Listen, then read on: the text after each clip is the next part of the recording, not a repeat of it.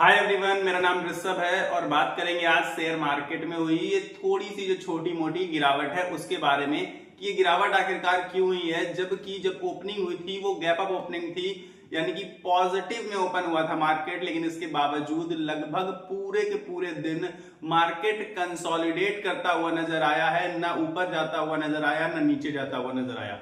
और आपको बताऊं तो बहुत मामूली सी गिरावट में मार्केट ने क्लोजिंग दिखाई है। ये क्लोजिंग निगेटिव क्यों आई है ये मैंने आपको कल ही बताया था वीडियो में, क्योंकि फ्राइडे के दिन मार्केट ने शूट किया था 2.5% से और कल भी करीब 1.5 से 2% मार्केट ने शूट किया था।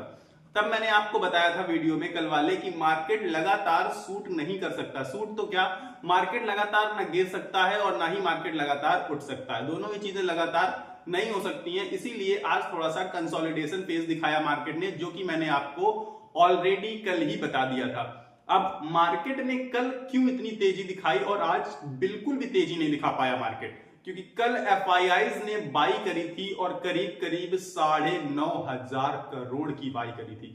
एफआईआईज मतलब फॉरेन इन्वेस्टर्स ने फिर से हमारी मार्केट में एंट्री ली और माल उठाया, मतलब खरीदे स्टॉक्स, और करीब करीब 9,500 करोड़ के स्टॉक्स खरीद लिए। इसीलिए मार्केट ने शूट किया, जो कि मैं आपको ऑलरेडी बहुत पहले बता चुका था। मैंने आपसे क्या कहा था कि जो मार्केट है वो लगातार प्रेशर में रहेगी या फिर गिरती रहेगी कब तक, जब तक एफआईआई सेलिंग करते रहेंगे। फिर एक बीच में मैंने आपसे बताया कि एफआईआई की सेलिंग अब ऑलमोस्ट रुक चुकी है, तो मार्केट भी रुका वहां पर। फिर एफआईआई ने जैसे ही बाई किया तो मार्केट ने शूट किया, मार्केट काफी तेजी से ऊपर चढ़ा और आज वो उसका नतीजा है कि थोड़ा बहुत लोगों ने प्रॉफिट बुकिंग करी होगी और थोड़े बहुत लोगों ने बाई करी होगी। तो लगभग मार्केट वहीं पर कंसोलिडेट करता हुआ, वहीं पर घूमता हुआ आपको नजर आया है। अब क्या मार्केट आगे भागेगा? तो मैंने कहा था आपसे, आगे बिल्कुल जाएगा मार्केट। मार्केट का तो नेचर ही है अप डाउन होना, लेकिन एट द एंड जब आप पाएंगे एक लॉन्ग टर्म में, तो लॉन्ग टर्म में मार्केट हमेशा ऊपर की तरफ चढ़ता हुआ नजर आता है। तो इसके लिए मैंने आपसे ये भी कहा था कि आप अपनी इन्वेस्टमेंट स्टार्ट कर सकते हैं चाहे तो आप, मतलब आप पूरा पैसा नहीं लगा दीजिएगा, जो भी अमाउंट हो आप उसका 10% लगाकर इन्वेस्टमेंट की अपनी फर्स्ट किस्त जमा कर सकते हैं। मतलब ईएमआई के रूप में आपको इन्वेस्टमेंट करनी है फिलहाल के लिए। क्यों? क्योंकि अगर हो सकता है मार्केट और नीचे आया तो आपको नीचे एवरेज करने का मौका मिल जाएगा, सस्ते दामों में खरीदने का और सस्ते दामों में खरीदने का मौका मिल जाएगा, क्योंकि ऑलरेडी काफी सारी चीजें बहुत सस्ते दामों में मिल रही हैं। इसीलिए मैं आपसे कह रहा हूं कि आप अपना 10% अमाउंट इन्वेस्ट कर सकते हैं।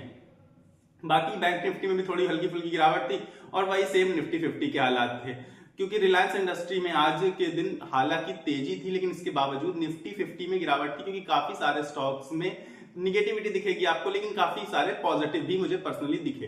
अब उसमें से मैं आपको बताऊं तो हमारा जियो फाइनेंशियल और रिलायंस, यानी कि मुकेश अंबानी जी पर सबकी नजरें हैं, क्योंकि काफी सारी डील्स लगातार वो करते जा रहे हैं और लगातार उनके ही शेयर पे काफी बड़ा इफेक्ट पड़ा था हाल फिलहाल जब मार्केट नीचे गिरा, और अब फिर से वो स्टॉक्स उनके रिकवर करने की कोशिश करते हुए नजर आएंगे आपको। बाकी बात करें तो आज वोडाफोन का भी काफी अच्छा सिस्टम बना और वोडाफोन ने करीब करीब इंट्राडे में 15 से 16% का जंप लगाया। और अगर हम बंद की बात करें तो जो क्लोजिंग दी है उसने 7.5 से 8% पॉजिटिव क्लोजिंग दी है। तो वोडाफोन में इन्वेस्टर्स परेशान ना हो, मेरे हिसाब से आपको ज्यादा घबराने की जरूरत नहीं है। काफी सारी चीजें खराब है वोडाफोन के लिए अभी फिलहाल के लिए, लेकिन जो टारगेट निकल कर आ रहे हैं, जितने भी ब्रोकरेज हाउसेज और बड़े बड़े इन्वेस्टर्स हैं टारगेट दे रहे हैं, वो सब 20 से ऊपर के दे रहे हैं, 20 रुपए 25 रुपए। तो आप समझ लीजिए कि इस करंट प्राइस से वो 3 गुना का टारगेट दे रहे हैं। तो 3 टाइम्स होगा, कैसे होगा किसी को नहीं पता, कब होगा ये भी किसी को नहीं पता है। पर हाँ, अभी फिलहाल थोड़ा बहुत चीजें अगर संभलती हैं तो एकदम से जंप दिखा देता है, बाकी कुछ है नहीं ऐसा खास उसमें बात करने के लिए। तो लेकिन आपको बाई करने की सलाह बिल्कुल नहीं है वोडाफोन में, मैं नहीं कहूंगा आपसे आप बाई कर लीजिए 3 गुना के रिटर्न के लिए, क्योंकि रिस्की स्टॉक्स है, मैं आपसे पहले बता चुका हूं। और मैं रिस्की स्टॉक्स को, पेनी स्टॉक्स को अवॉइड करने के लिए जब मैं खुद बोलता हूं तो मैं आपसे क्यों कहूंगा बाई करने के लिए। हाँ, लेकिन जो लोग फंस चुके हैं, जिनके पास है ऑलरेडी, तो आप ये समझ लीजिए अब इससे नीचे कहां चला जाएगा, 2 3 4 5 रुपए आ जाएगा। पर आप इसे होल्ड करके रख सकते हैं कि बाई चांस अगर वो सिचुएशन आती है, जो लोग बोल रहे हैं, जो लोग बातें कर रहे हैं ब्रोकरेज हाउसेस और इन्वेस्टर्स की 20 से ऊपर जाएगा, 24-25 रुपए तक जाएगा, तो आपका मुनाफा हो सकता है जिसने ले रखा है।